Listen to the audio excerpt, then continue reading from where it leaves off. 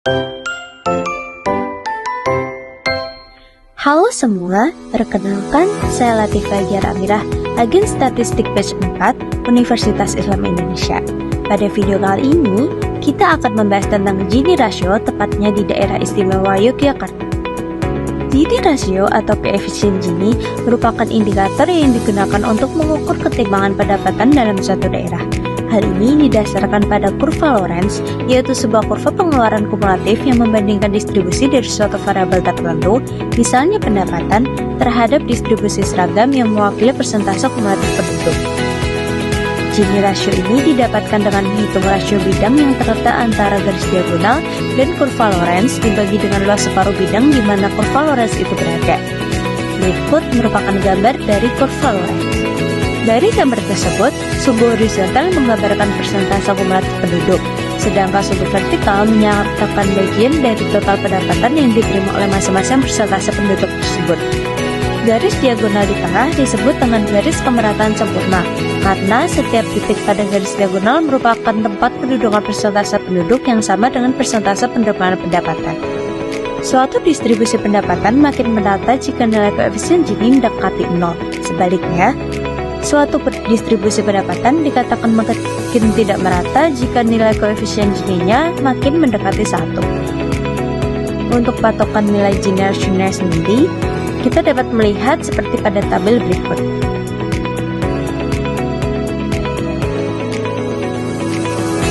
Perhitungan Gini rasio didasari dari rumusan berikut, di mana FI adalah jumlah persen penerima pendapatan kelas KI dan YI adalah jumlah kumulatif pendapatan pada kelas KI.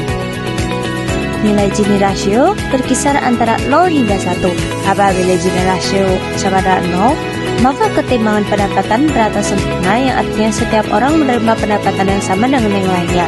Apabila Gini rasio sama dengan 1, artinya ketimbangan pendapatan timbang sempurna, atau pendapatan itu hanya diterima oleh salah satu atau suatu kelompok saja. Selanjutnya, bagaimana sih perkembangan Gini rasio yang ada di daerah istimewa Yogyakarta? Pada tahun 2023, Gini rasio di DIY tercatat sebesar 0,42. Hal ini menunjukkan bahwa ketimbangan pendapatan di DIY masih cukup tinggi dibandingkan dengan rata-rata nasional. Salah satu faktor yang mempengaruhi tingginya Gini rasio di DIY adalah tingginya tingkat pengangguran terbuka di sana. Berdasarkan infografis tersebut, terlihat hubungan yang signifikan antara Gini rasio dengan TPT di DIY. Untuk mengatasi ketimbangan ini, pemerintah dapat menjalankan beberapa program seperti pelatihan kerja untuk meningkatkan keterampilan dan daya saing tenaga kerja di sana, dan pengembangan UMKM untuk meningkatkan pendapatan masyarakat. Dengan berbagai upaya ini, diharapkan Gini rasio di DIY dapat menurun dan ketimbangan pendapatan dapat berkurang. Mari kita sama-sama mendukung pembangunan yang lebih inklusif dan berkeadilan di daerah istimewa Yogyakarta. Terima kasih telah menonton video ini. Semoga informasi ini dapat bermanfaat dan sampai jumpa di video berikutnya.